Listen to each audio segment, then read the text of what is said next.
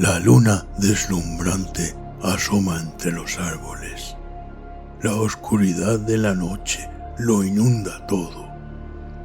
Y una tenue niebla comienza a aparecer. Adéntrate en el bosque. Busca el árbol viejo. Siéntate a su lado. Ponte cómodo, cierra los ojos y escucha la historia que traen hasta ti las criaturas de la noche. Bienvenidos. Estos son los cuentos del bosque oscuro.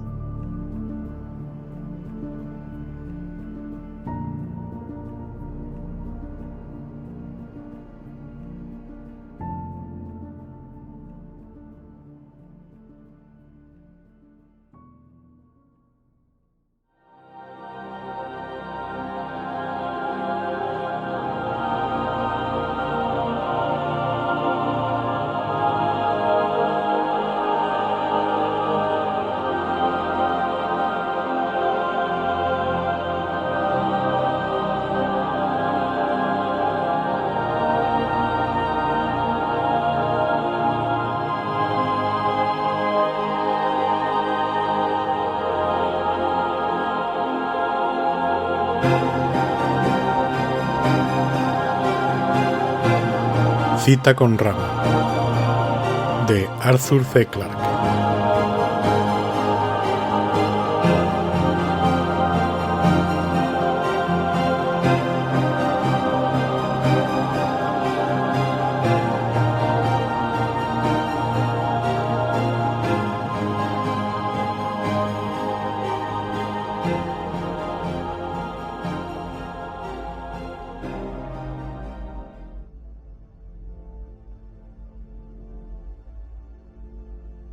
Capítulo 29. Primer contacto. Cuando Jimmy recobró el sentido, de lo primero que tuvo conciencia fue de un terrible dolor de cabeza. Casi se alegró de ello, al menos probaba que seguía con vida. Luego trató de moverse y al punto un amplio abanico de molestias físicas en forma de punzadas y dolores reclamaron su atención. Pero hasta donde le era dado juzgar, no parecía que hubiera nada roto. Después de eso se animó a abrir los ojos, pero volvió a cerrarlos enseguida cuando se encontró mirando directamente la franja luminosa a lo largo del techo del mundo. Como paliativo para el dolor de cabeza, aquel espectáculo no era recomendable.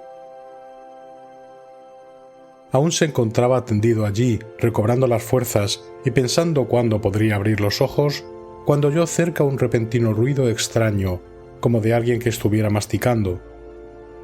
Volvió la cabeza con lentitud hacia el lugar de donde provenía, echó una ojeada y estuvo a punto de perder otra vez el sentido. A no más de 5 metros de distancia, un raro animal parecido a un gran cangrejo estaba aparentemente comiéndose los restos de la pobre libélula. Cuando se recobró del susto y el asombro, se alejó del monstruo rodando con lentitud y sin hacer ruido por el suelo, esperando a cada instante ser apresado por sus pinzas si descubría que tenía al alcance comida más apetitosa. Sin embargo, el bicho no le prestó la menor atención, y cuando la distancia entre ellos fue de 10 metros, Jimmy se incorporó con cautela hasta quedar sentado. A esa distancia la cosa no impresionaba tanto. Tenía un cuerpo bajo, plano, de casi 2 metros de largo y 1 de ancho, sostenido por 6 patas unidas en 2 tríadas. Jimmy comprobó que se había equivocado al suponer que estaba comiéndose a libélula.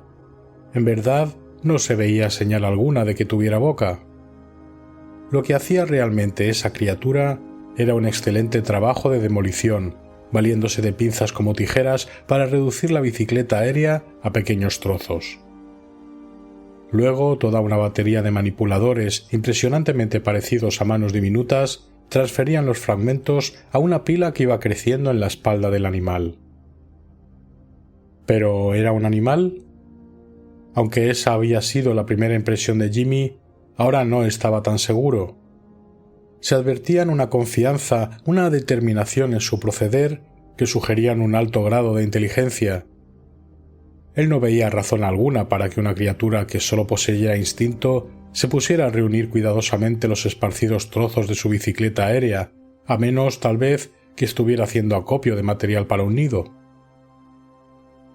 Sin apartar la mirada fija en el cangrejo, o lo que fuera, que seguía sin reparar en él, Jimmy hizo un esfuerzo y se levantó. Unos cuantos pasos vacilantes le demostraron que podía caminar, aunque no estaba seguro de poder dejar atrás a aquellas 6 patas. Luego conectó su radiotransmisor, sin dudar de que funcionaría. Un golpe al que él había sobrevivido apenas lo habrían notado sus sólidos elementos electrónicos. «Control del cubo», dijo en voz baja. «¿Me recibes bien?» «Gracias a Dios. ¿Estás bien, Jimmy?» «Solo un poco magullado, pero mirad esto». Volvió su cámara hacia el cangrejo a tiempo de registrar la demolición final del ala de la libélula. ¿Qué diablos es eso? ¿Y por qué está comiéndose tu bicicleta? También a mí me gustaría saberlo. Ya ha terminado con la libélula.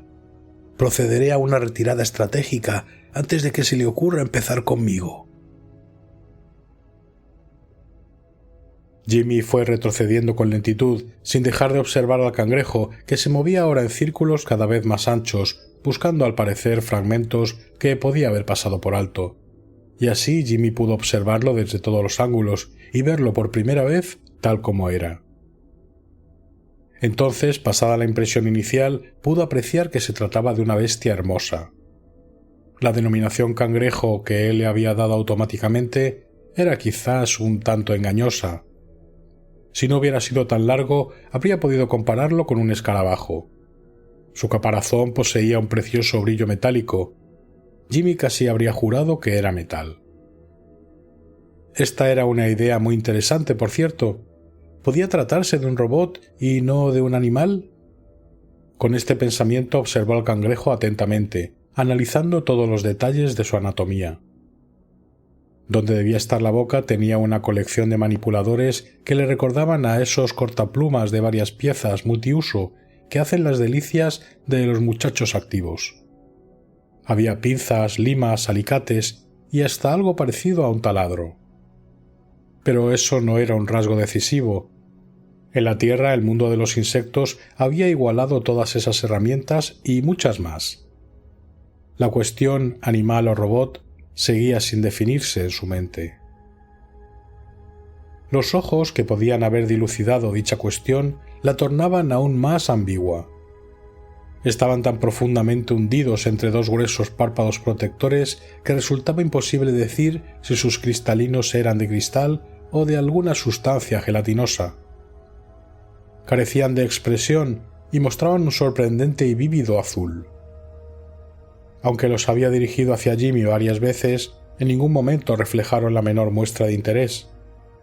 En su opinión, tal vez muy parcial, ese detalle decidió el nivel de inteligencia de la cosa. Un ente, robot o animal, capaz de pasar por alto a un ser humano, no podía ser muy brillante.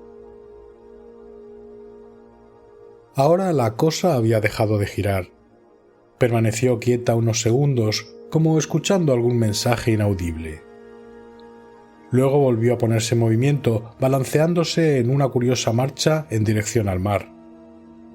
Avanzó en línea recta a un ritmo acompasado de unos 4 o 5 kilómetros por hora, y se había alejado unos 200 metros antes de que la mente de Jimmy, todavía un tanto confundida, registrara el hecho de que los últimos patéticos restos de su tan amada libélula le eran arrebatados. Al punto se lanzó en una acalorada e indignada persecución. Su acción no era del todo ilógica. El cangrejo se dirigía hacia el mar y si era posible algún rescate, solo podía venir de esa dirección. Además, quería descubrir qué haría la criatura con su trofeo. Eso tal vez revelaría algo sobre su motivación e inteligencia. Como estaba tan magullado y entumecido, Jimmy tardó varios minutos en acompasarse al paso decidido del cangrejo, que seguía adelante sin detenerse. Una vez cerca, Los siguió a respetuosa distancia hasta estar seguro de que su presencia no le molestaba. Fue entonces cuando vio su frasco de agua y el paquete que contenía su ración de emergencia entre los restos de la libélula, y de inmediato se sintió hambriento y sediento. Allí, alejándose a una implacable marcha de 5 kilómetros por hora, iba el único alimento y bebida en toda aquella mitad del mundo. Costara lo que costara, tenía que tratar de apoderarse de ellos. Se acercó con cautela al cangrejo por la parte derecha, y en esa posición estudió el complicado ritmo de sus patas hasta que pudo anticipar dónde estarían en un momento dado. Cuando estuvo listo, murmuró un rápido «disculpe» y dio una manotada para apoderarse de sus pertenencias. Jimmy jamás hubiera imaginado que llegaría el día en que habría de ejercer habilidades de carterista, pero se sintió encantado de su éxito. En menos de un segundo se había apartado, sin que el cangrejo hubiera alterado un solo instante su marcha compasada. Se quedó una docena de metros por detrás, humedeció los labios en el frasco y comenzó a mordisquear una barra de carne concentrada. La pequeña victoria le hacía sentirse mejor.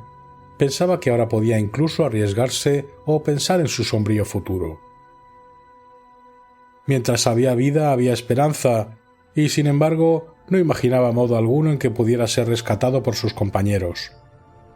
Aun cuando cruzaran el mar, ¿cómo podía alcanzarlos medio kilómetro abajo? Hallaremos el camino para descender de cualquier forma, había prometido Control. Esa escarpa no puede rodear el mundo sin que haya una brecha en alguna parte. Jimmy se sintió tentado de replicar «¿Por qué no?», pero lo pensó mejor. Una de las cosas más extrañas de caminar en el interior de Rama era que siempre se podía ver el lugar de destino. Aquí la curva del mundo no ocultaba, sino que revelaba. Desde hacía un buen rato, Jimmy se había dado cuenta del objetivo del cangrejo. Allá arriba, en el terreno que parecía levantarse delante de él, había una hoya de medio kilómetro de ancho. Era una de las 3 que había en el hemisferio sur. Desde el cubo había sido imposible ver su profundidad. Las 3 habían sido bautizadas con el nombre de los cráteres lunares más importantes, y ahora él se estaba aproximando a Copérnico. El nombre no era muy apropiado, porque no había montañas alrededor y tampoco picos centrales. Este Copérnico era solo un pozo profundo, con lados perfectamente verticales. Cuando se acercó lo suficiente para asomarse a su interior, Jimmy pudo ver una laguna de siniestras aguas verdes, espesas, por lo menos medio kilómetro abajo. Eso la ponía justamente al nivel del mar, y se preguntó si no estarían conectados.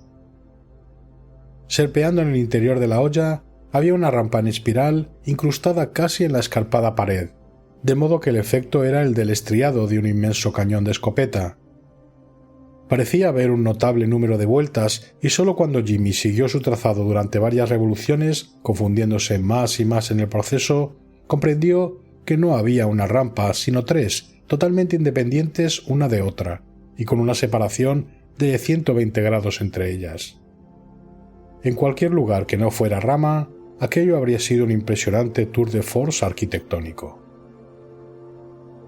Las 3 rampas se internaban en la laguna y desaparecían bajo su opaca superficie. Próximos a la línea del agua, Jimmy pudo ver unos negros túneles o cuevas. Tenían un aspecto bastante siniestro y se preguntó si estarían habitadas. Tal vez los ramanes fueran anfibios. Cuando el cangrejo se aproximó al borde de la hoya, Jimmy supuso que iba a descender por una de las rampas para llevar tal vez los restos de la libélula a algún ente capaz de determinar su valor. En cambio, la criatura caminó en línea recta hasta la orilla, extendió casi la mitad del cuerpo sobre el espacio abierto sin señal alguna de vacilación, aunque un error de unos pocos centímetros habría resultado desastroso, e imprimió a su cuerpo una brusca sacudida. Los fragmentos de la libélula cayeron aleteando a las profundidades.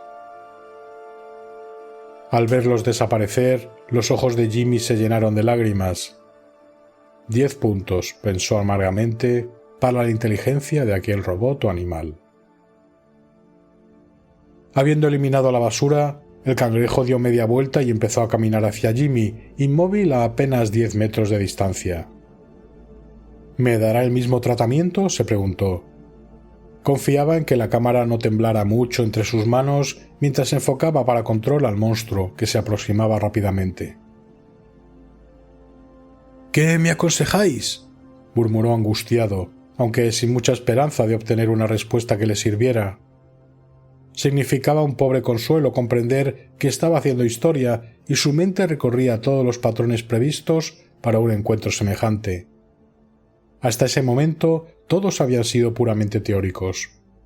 Él iba a ser el primer hombre que los pusiera en práctica. «No corras hasta que estés seguro de que es hostil», le respondieron desde control. ¿Correr hacia dónde?, se preguntó Jimmy. Creía que podía dejar atrás aquella cosa en una carrera de 100 metros, pero tenía la desagradable seguridad de que a la larga le vencería. Lentamente, Jimmy extendió las manos abiertas. Los hombres habían estado discutiendo durante 200 años respecto a ese ademán. Lo interpretarían todos los seres de cualquier lugar del universo como «¿Ves? No tengo armas». Sin embargo, a nadie se le había ocurrido nada mejor. El cangrejo no reaccionó ante ello y tampoco disminuyó la velocidad de su marcha. Ignoró a Jimmy por completo, pasó por delante de él y se dirigió hacia el sur. Sintiéndose muy estúpido, el representante del Homo sapiens observó a su primer contacto mientras se alejaba a través de la planicie de rama, indiferente por completo a su presencia. Rara vez se había sentido tan humillado en su vida. Luego su sentido del humor acudió en su ayuda. A fin de cuentas, no era tan importante haber sido menospreciado por un cubo de basura con 6 patas. Habría sido mucho peor que lo hubiera recibido como a un hermano durante mucho tiempo perdido. Volvió a caminar hasta la orilla de Copérnico y observó sus aguas opacas. Por primera vez reparó en las vagas formas, algunas de ellas bien grandes, que se movían con lentitud de un lado al otro debajo de la superficie. Pronto una de ellas se dirigió hacia la rampa en espiral más próxima y algo parecido a un tanque de múltiples patas inició el largo ascenso.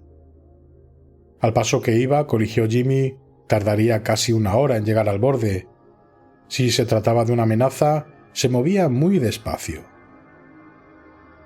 Luego notó el fluctuar de un movimiento mucho más rápido, cerca de esas aberturas como bocas de cuevas al lado de la línea del agua. Algo corría con rapidez a lo largo de la rampa, pero no podía verlo con claridad o discernir alguna forma definida.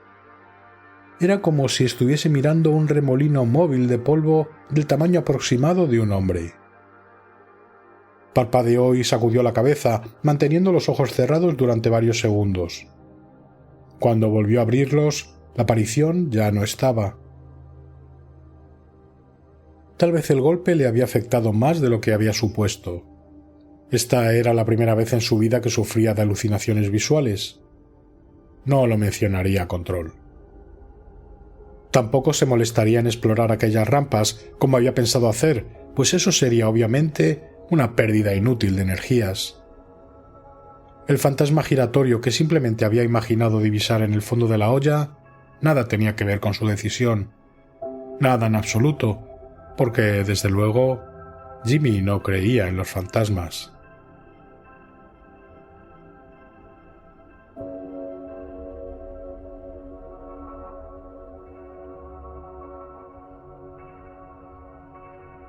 Capítulo 30. La flor. Los esfuerzos de Jimmy le habían provocado sed, y entonces fue muy consciente del hecho de que en aquel mundo no había agua que un hombre pudiese beber. El contenido de su botella probablemente bastara para sobrevivir 1 semana, pero ¿con qué objeto? Los mejores cerebros de la Tierra pronto se concentrarían en su problema, y sin duda el comandante Norton se vería bombardeado con sugerencias. Pero él no imaginaba modo alguno en que pudiera descender medio kilómetro por la cara de esa escarpa. Aun cuando contara con una soga suficientemente larga, No había lugar al cual sujetarla.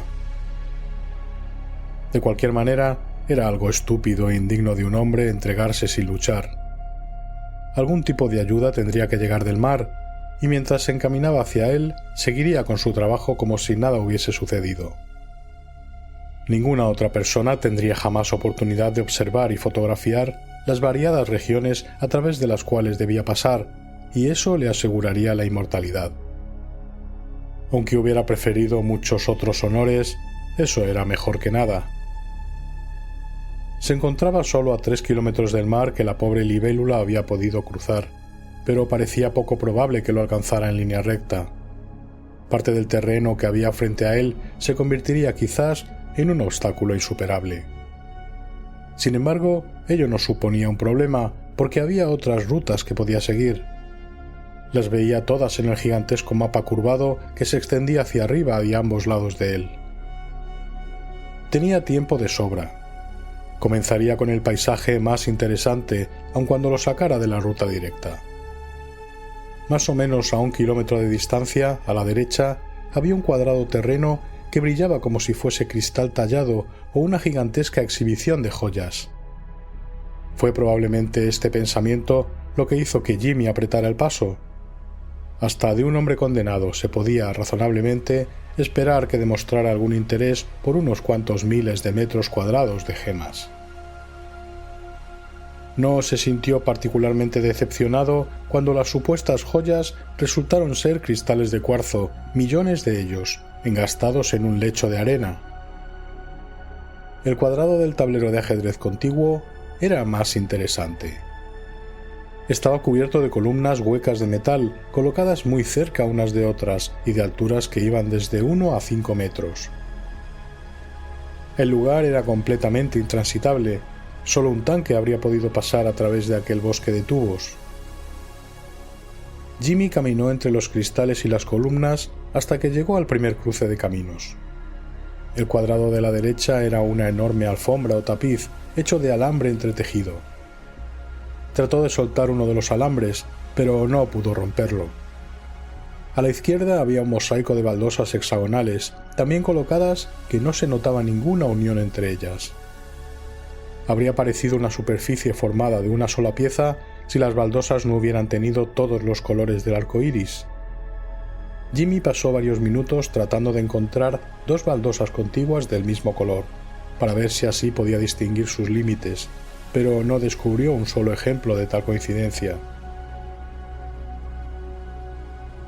Mientras hacía con la cámara una toma panorámica del cruce de caminos y los cuadrados, se quejó plañideramente a Control. ¿Qué creéis que es esto? ¿Me siento como atrapado en un gigantesco rompecabezas? ¿O acaso se trata de la galería de arte de Rama? Estamos tan perplejos como tú, Jimmy, respondieron. Pero hasta ahora no hemos visto señales de que los ramanes tuvieran inclinaciones artísticas. Esperemos hasta tener algunos otros ejemplos antes de llegar a una conclusión. Los 2 ejemplos que encontró en el siguiente cruce de caminos no le ayudaron mucho. Uno era un cuadrado totalmente liso, de un gris neutro y uniforme, duro pero resbaladizo al tacto. El otro era una esponja suave, perforada por billones de agujeros diminutos. Lo tocó con la punta del pie y toda la superficie onduló empalagosamente debajo de él, como arenas movedizas apenas estabilizadas. En el cruce de caminos siguiente descubrió algo sorprendentemente parecido a un campo arado, con la diferencia de que los surcos eran de 1 metro de profundidad y el material del cual estaban hechos tenía la textura de una lima o escofina. Pero Jimmy prestó escasa atención a esta rareza, porque el cuadrado contiguo era el más desconcertante de cuantos había visto. Por fin había algo que podía comprender, y resultaba más que un poco inquietante. El cuadrado estaba rodeado por completo de una cerca, tan convencional que no la habría mirado 2 veces si la hubiese visto en la tierra. Había postes aparentemente de metal a 5 metros de distancia uno de otro, con 6 hilos de alambre tendidos bien tensos entre ellos. Detrás de esa cerca había otra idéntica, y detrás una tercera. Era otro ejemplo del exceso de Rama. lo que quedara encerrado en los límites de ese vallado no tendría la mínima posibilidad de escapar. No había entrada, ninguna verja que pudiera abrirse para dar paso a la bestia o bestias que presumiblemente allí se guardaban. En cambio, había un solo agujero, como una pequeña versión de Copérnico, en el centro del cuadrado. Aún en circunstancias distintas, Jimmy quizá no hubiera vacilado, pero ahora no tenía nada que perder. Escaló con rapidez las 3 cercas, se aproximó al agujero y miró dentro. A diferencia de Copérnico, este pozo tenía solo 50 metros de profundidad. Había 3 salidas de túneles en el fondo, cada una parecía bastante grande para acomodar a un elefante, y eso era todo. Después de estudiarlo un buen rato, Jimmy decidió que lo único que daría sentido a toda aquella disposición sería que el suelo del pozo fuera un ascensor. Pero ¿qué levantaba? Eso nunca lo sabría. Solo podía presumir que era algo muy grande y posiblemente muy peligroso. Durante las siguientes horas caminó más de 10 kilómetros a lo largo de la orilla del mar, y los cuadrados del tablero de ajedrez comenzaron a confundirse en su memoria. Había visto algunos encerrados en estructuras de malla de alambre como si fueran gigantescas pajareras. Otros parecían charcos de líquido congelado que mantenían la forma de los remolinos. Sin embargo, cuando probó su consistencia con mucha precaución, descubrió que eran sólidos. Y había uno tan negro que casi no pudo verlo. Solo el sentido del tacto le reveló que allí había algo. Ahora, empero, notaba una sutil modulación en algo que sí podía entender. Situados uno tras otro hacia el sur, había una serie de campos. Ninguna otra palabra serviría para el caso. Podía haber estado pasando frente a un establecimiento agrícola experimental de la Tierra. Cada cuadrado era una extensión regular de tierra cuidadosamente nivelada, la primera vista hasta ese momento en el paisaje metálico de Rama. Esos campos verdes estaban vírgenes, sin vida, a la espera de siembras que nunca se habían hecho.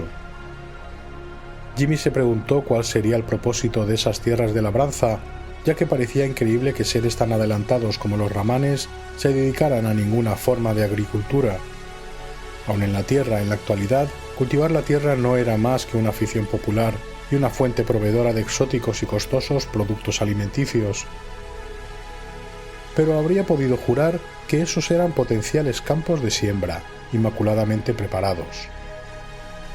Nunca había visto tierra tan limpia. Cada cuadrado aparecía cubierto de una gran lámina de plástico transparente, flexible y resistente. Trató de cortar una parte para obtener una muestra, pero su cuchillo apenas raspó la superficie. Más allá había otros campos, y en muchos de ellos se advertían complicadas construcciones de varillas y alambres, presumiblemente destinadas a sostener plantas trepadoras. Esos campos parecían desiertos y desolados, como árboles sin hojas en pleno invierno. El invierno que conocieron debió de ser realmente largo y terrible, y esas pocas semanas de luz y calor podían significar solo un breve intermedio antes de que se asentara nuevamente sobre Rama. Jimmy nunca supo qué le hizo detenerse y mirar con más atención al laberinto de metal en dirección sur. De forma inconsciente, su mente había debido estar estudiando todos los detalles a su alrededor, y en ese fantásticamente extraño paisaje había notado algo aún más anormal.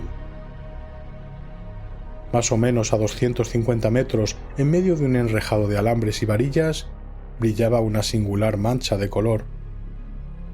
Era tan pequeña e insignificante que quedaba casi en los límites de la visibilidad. En la Tierra nadie la habría mirado 2 veces. Sin embargo, indudablemente, una de las razones por las cuales reparó en ella ahora era porque le recordaba a la Tierra.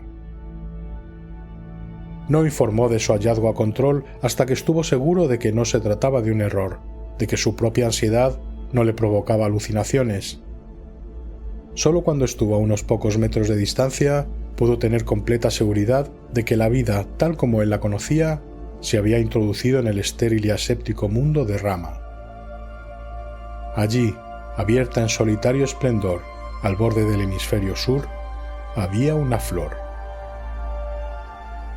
Al acercarse, a Jimmy le resultó obvio que algo había pasado.